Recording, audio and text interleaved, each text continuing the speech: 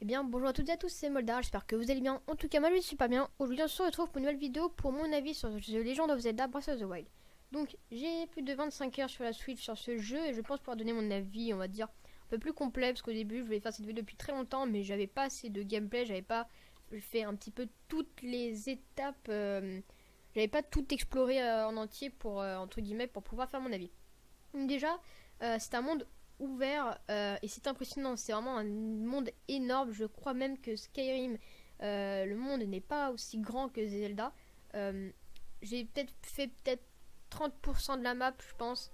Et encore, je sais même pas, mais c'est vraiment très très grand. Et tout ça, je crois que c'est la meilleure chose que j'ai vue dans un open world, c'est les souvenirs.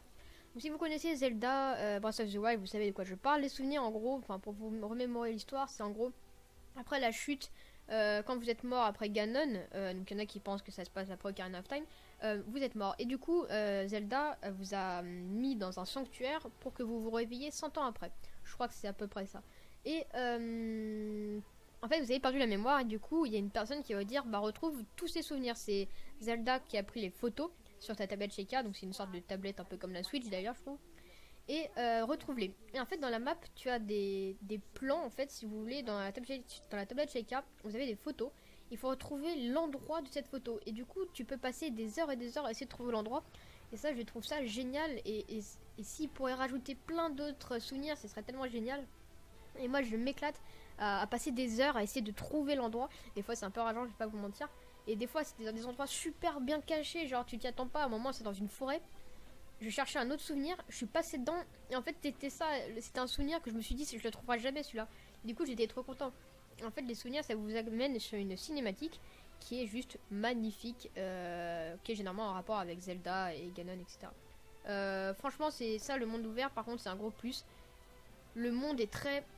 et c'est vivant en fait quand vous rentrez dans un refuge, je crois que c'est ça un campement, un truc comme ça. Bah, vous avez plein de choses à dire. Il y a un mec qui va te faire une chanson, il va te raconter une histoire. Tu peux te battre avec une personne pour l'entraîner. Tu peux dormir dedans. Franchement, il y a une bonne ambiance et c'est ça que j'adore dans ce jeu. Et c'est un peu des fois le problème des jeux solo et RPG en fait, à monde ouvert.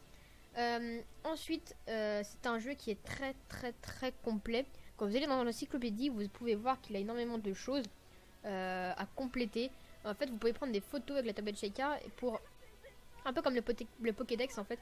Vous prenez une photo de quelque chose et ça va se mettre sur l'encyclopédie. Il y a plein d'armes, il y a plein d'animaux, plein de bouffe, plein de cuisine, plein de plats à faire, à cuisiner. Et c'est ça, je trouve ça juste génial. J'ai l'impression que jamais je pourrais faire le jeu à 100%. Et il faudrait plus de 1000 heures à mon avis pour le trouver à 100%. Et ça c'est vraiment quelque chose de bien. Même les monstres, même si on se retrouve toujours c'est un peu le même type de monstre, il y a quand même pas mal de types de monstres différents.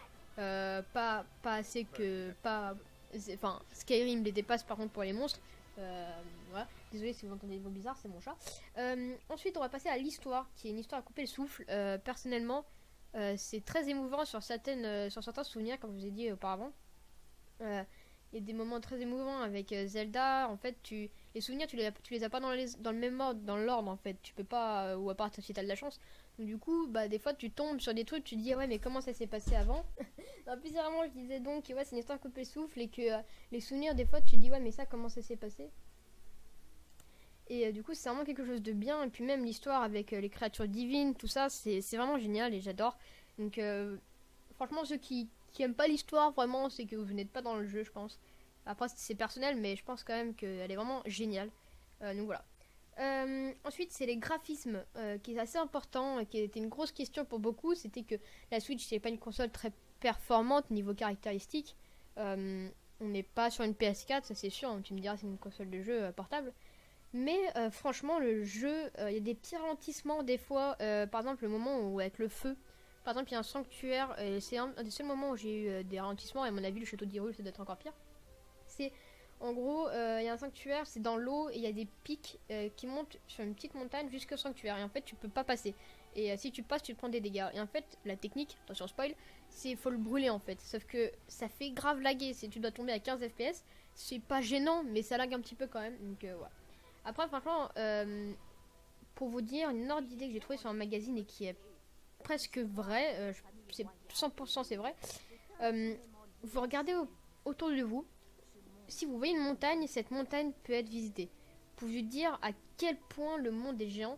Donc ça pourrait être dans le monde ouvert aussi, mais c'est pour vous dire à quel point aussi la machine peut faire tourner. Donc franchement, c'est les graphismes, c'est pas le problème. Et puis enfin le je me rappelle plus comment on appelle la méthode de graphisme, c'est l'anti-aliasing.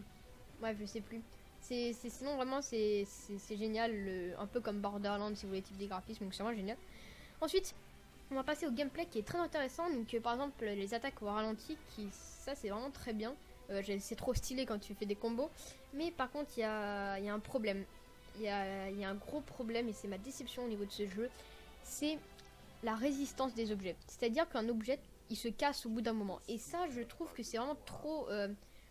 c'est stressant en fait. Si tu dis ouais bah sur mon épée que j'ai mis du temps à avoir, elle va se casser bientôt. Et après ouais ça peut être peut-être bien pour certains, ok. Mais au bout d'un moment c'est vraiment chiant. D'ailleurs il y a un mode qui permet de changer ça, d'augmenter ou carrément d'enlever ce mécanisme. Mais personnellement je ne suis pas fan parce que bah tu mets du temps à l'avoir généralement un objet. Par exemple Minecraft c'est différent, mais là c'est chiant quoi quand tu dois retrouver un objet, ou même des fois si tu peux pas. Après aussi il y a une question que je m'étais posée aussi, la Master Sword du coup comment on fait si elle se casse? Et bah elle se casse pas, elle se régénère je crois, un truc comme ça. Mais ça je suis pas sûr. Ensuite je vais donner mon avis final. Donc pour moi c'est le meilleur jeu que j'ai sur la Nintendo Switch pour l'instant. Il est vraiment génial, les graphismes quand tu sors du sanctuaire de la résurrection, c'est magnifique, franchement c'est magnifique. D'ailleurs qui n'a pas sauté de la montagne? Non, sérieusement, moi j'ai sauté, j'ai vu le trou, j'ai vu la montagne, j'ai fait ok je saute, je vais crever. Non, plus sérieusement c'est vraiment un excellent jeu. Tu peux y passer des heures sans te lasser, c'est chercher les souvenirs. Pour moi vraiment les souvenirs c'est la meilleure chose qu'il y a dans le jeu. Pour certains c'est pas le cas, mais pour moi c'est le cas.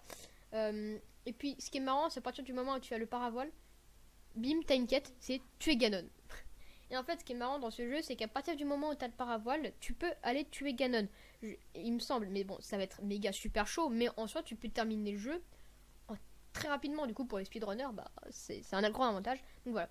Pour moi, c'est un excellent jeu. Je vous le conseille si vous avez la Switch et que vous n'avez pas Zelda. Même si vous n'aimez pas Zelda, moi par exemple, avant, j'aimais pas Zelda. Depuis que j'ai Breath of the Wild, je kiffe Zelda. C'est maintenant, j'ai aucun out time. Je vais peut-être faire une petite vidéo sur la chaîne. Dès qu'il y aura Wind Waker qui va sortir sur la Switch, je le veux. C'est vraiment un super jeu, une super console. Voilà. Je vous le conseille. Peut-être qu'il y aura un petit gameplay en fond. Voilà.